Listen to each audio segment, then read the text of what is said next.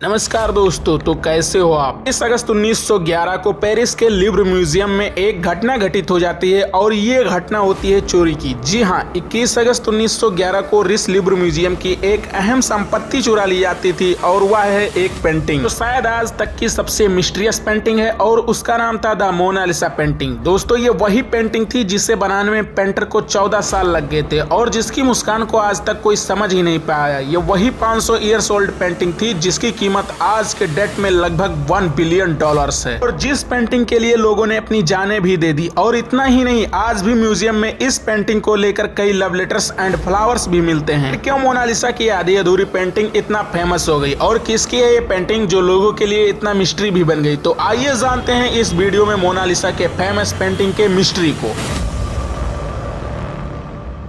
21 अगस्त 1911 से पहले the Mona Lisa painting लोगों के लिए बस एक पेंटिंग थी जिसे शायद उस समय बहुत कम ही लोग जानते थे। लेकिन स्टोरी में ट्विस्ट आता है 22 अगस्त 1911 के बाद, जब ट्यूसडे के दिन फ्रांस की कैपिटल पेरिस में रिस लिव्र म्यूजियम को खोला गया। उस सुबह म्यूजियम में काफी चहल पहल थी क्योंकि लुई बैरूद नाम का एक फेमस पेंटर उस रोज मोनालिसा की एक स्केच बनाने आया था। लेकिन जैसे ही लुई आर्ट गैलरी में पहुंचे, वहां का नजारा दूसरा था। पेंटिंग की जगह 4 कील और एक धूल का रेक्टेंगल बना हुआ था। उन्होंने गार्ड से पूछा कि भाई, ये लियोनार्डो की मोनालिसा कहाँ गई। गार्ड हैरान थे क्योंकि किसी ने इस पेंटिंग पर ध्यान ही नहीं दिया था। पेंटिंग को खोजा गया लेकिन वो नहीं मिली। धीरे धीरे ये बात पूरे शहर में फैली, फिर देश में और फिर पूरी दुनिया में। अगले दिन न्यूयॉर्क टाइम ने इस न्यूज को अपने फ्रंट पेज पर जगह दे दी। इस न्यूज के अनुसार पेरिस में वो सिचुएशन हो गई थी कि सच एज किसी फेमस सेलिब्रिटी की डेथ हो गई हो। लोग म्यूजियम के आर्ट गैलरी में मोनालिसा के खाली जगह पर फ्लावर्स एंड कैंडल्स लगाने लगे। इसके बाद मोनालिसा को खोजने के लिए काफी सर्च ऑपरेशन चलाए गए लेकिन मोनालिसा नहीं मिली। इस सर्च ऑपरेशन में कई लोगों को अरेस्ट भी किया गया, जिनमें दुनिया के सबसे महान पेंटर पाब्लो पिकासो भी थे, जिन्होंने उस समय कुछ चोरी की पेंटिंग खरीदी थी। हालांकि बाद में पिकासो इनोसेंट साबित हुए और उन्हें छोड़ दिया गया। धीरे धीरे ये केस ठंडा पड़ता गया और लोगों ने सोच लिया कि मोनालिसा अब शायद ही वापस कभी आएगी। 29 नवंबर 1913 को इटली के एक एंटिक्स डीलर अल्फ्रेडो गैरी के पास एक लेटर आया जिसमें लिखा था, लियोनार्डो दा विंची की चोरी हुई पेंटिंग मेरे पास है। ये पेंटिंग इटली के पास होनी चाहिए क्योंकि इसे बनाने वाला भी इटली का ही था। और लेटर के नीचे सिग्नेचर में लिखा था लियोनार्डो। अल्फ्रेडो ने लेटर का जवाब दिया और एक मीटिंग फिक्स हुई 10 दिसंबर 1913 को। एक 5 फीट का बड़ी बड़ी मूंछों वाला एक शख्स अल्फ्रेडो गैरी के ऑफिस में आया और अपना नाम लियोनार्डो बताया। उसने पेंटिंग के बदले $1 लाख की डिमांड की और सौदा तय हो गया। कुछ दिन बाद अल्फ्रेडो इटली के ट्रिपोली सिटी के एक होटल के कमरे में गया जो लियोनार्डो का कमरा था और उसने उससे पेंटिंग मांगी। लेकिन जैसे लियोनार्डो ने वह पेंटिंग निकाली, वहां पुलिस आ गई और लियोनार्डो मोनालिसा की चोरी में अरेस्ट हो गया। जो शख्स खुद को लियोनार्डो बता रहा था, रियलिटी में उसका नाम विंसेंजो पेरुजिया था। 21 अगस्त 1911 को जब म्यूजियम मेंटेनेंस के लिए बंद था तो विंसेंजो उस दिन मोनालिसा के पेंटिंग के लिए ग्लास फ्रेम बनाने आया था। उसने वो पेंटिंग एक ब्लैंकेट में छुपा कर बाहर ले आया। विंसेंजो एक इटालियन था और वो नहीं चाहता था कि इटली की कोई संपत्ति फ्रांस के पास रहे, इसलिए वो इसे चुरा कर इटली ले आया। मोनालिसा के चोरी के एक्यूजेशन के चलते जब उसे जेल हो गया, लेकिन वह इटली के सिटीजन्स के लिए एक पैट्रियट बन गया।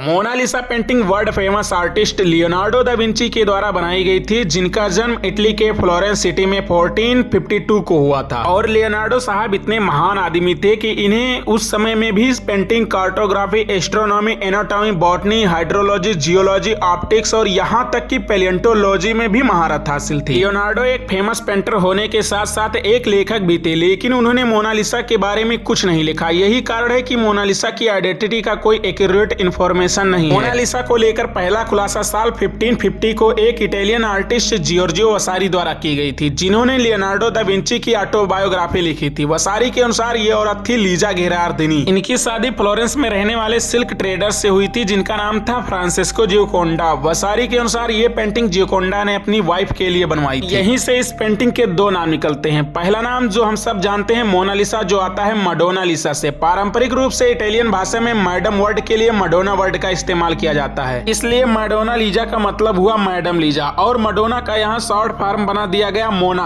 विद डबल एन, और इसी को इंग्लिश में लिखते हुए एक एन ड्रॉप कर दिया गया और मोना बन गई सिर्फ मोना। सो मोना लीजा का आज के दिन भी मतलब हुआ मैडम लीजा या लेडी लीजा। और फिर आता है मोनालिसा का दूसरा नाम ला जियोकोंडा। अपनी शादी के बाद लीजा घेरार्दिनी बन गई थी लीजा जियोकोंडा। वसारी के खुलासा करने के बाद बहुत सारी थ्योरी आने लगी, जिनमें से कुछ लोगों ने कहा कि पेंटिंग में दर्शाई गई ये महिला लियोनार्डो लियोनार्डो दा विंची की मम्मी थी। जर्मन के एक आर्ट हिस्टोरियन माइक बोग्डस्लेयरसन ने दावा किया कि पेंटिंग में दिखाई गई महिला इटली के अरांगो प्रांत के ड्यूक की पत्नी इसाबेला है। माइक के अनुसार इसाबेला की मुस्कान में दुख होने की वजह लियोनार्डो के पेंटिंग बनाने से कुछ समय पहले उनकी मम्मी का डेथ होना है। माइक ने अपनी बुक हुई इज मोनालिसा इन सर्च में कई सारी सिमिलरिटीज दिखाई हैं। मोनालिसा को लेकर सबसे मजेदार थ्योरी 1986 में आई, जब अमेरिका के बेल लेबोरेटरी में कंप्यूटर साइंटिस्ट लिलियन स्वार्डर्स ने अपने रिसर्च के बेसिस पर यह कहकर पूरी दुनिया में तहलका मचा दिया कि लियोनार्डो दा विंची की पेंटिंग मोनालिसा किसी महिला का नहीं बल्कि स्वयं लियोनार्डो का एक लेडी वर्जन है, जिसमें लियोनार्डो ने अपने आप को महिला के रूप में चित्रित किया है। आर्ट एंड एंटिक्स मैगजीन में उन्होंने बताया कि जब वह कंप्यूटर की मदद से मोनालिसा के चेहरे के ऊपर लियोनार्डो के बाल, दाढ़ी व आईब्रो लगाकर देखा तो वह लियोनार्डो में बदल गई और जब हटाया तो मोनालिसा में बदल जाती है।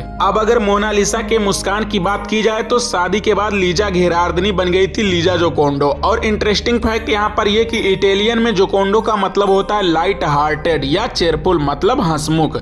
और आज के दिन मोनालिसा अपनी मुस्कान के लिए फेमस है, तो यही से इसका नाम आ गया ला जोकोंडो। और यही कारण है कि अगर आप लुब्र म्यूजियम में मोनालिसा की पेंटिंग को देखेंगे तो फ्रेंच में वहां लिखा होगा ला जोकोंडो। अब अगर इन सभी पॉइंट को देखा जाए तो मोनालिसा को लेकर अलग अलग थ्योरीज निकलती हैं, लेकिन आज हम बहुत सर्टेनिटी के साथ कह सकते हैं कि पेंटिंग में दर्शाई गई महिला लीजा जोकोंडो ही है। फ्लोरेंस में रहने वाले प्रोफेसर ज्यूसेप प्लांटी ने 25 साल तक रिसर्च किया, तब जाकर उन्हें ये आर्काइव मिले और उन्होंने ये एविडेंस भी दिए कि लियोनार्डो दा विंची के परिवार का काफी पुराना रिश्ता था फ्रांसिस्को जोकोंडो के परिवार से। और साथ ही साथ उन्हें यह भी मिला कि लीजा की शादी 15 मार्च 1495 को रजिस्टर हुई थी। लीजा की उम्र उस समय 16 साल थी और फ्रांसिस्को की खुद की उम्र 30 साल थी। तो आपके माइंड में ये प्रश्न क्लिक हो जाना चाहिए कि जब ये पेंटिंग एक इटालियन आर्टिस्ट के द्वारा बनाई गई थी तो यह फ्रांस के पास कैसे पहुंच गई, जबकि मोनालिसा भी इटालियन थी। इसको लेकर बात कुछ इस तरह की है कि जब लियोनार्डो इसे बना रहे थे तो फ्रांस के राजा फ्रांसिस्को ने इन्हें इनवाइट करते हैं कि वह फ्रांस में आकर रहने लगे। इसलिए दा विंची इटली से फ्रांस शिफ्ट हो जाते हैं और अपने साथ मोनालिसा को भी ले जाते हैं और वहीं पर मोनालिसा पर काम करते करते उनकी डेथ हो जाती है और राजा वह पेंटिंग अपने पास रॉयल कलेक्शन के लिए रख लेते हैं। और यही कारण है कि ये पेंटिंग आज भी आधी अधूरी ही है। आज भी मोनालिसा लोगों के लिए एक मिस्ट्री बनी हुई है। आज भी लगभग हर साल 6 मिलियन से अधिक लोग इस पेंटिंग को देखने आते हैं, जो ऑयल पेंट में ग्लास फ्रेम से लोगों को घूरती रहती है। इससे आप कितना जानते हैं मोनालिसा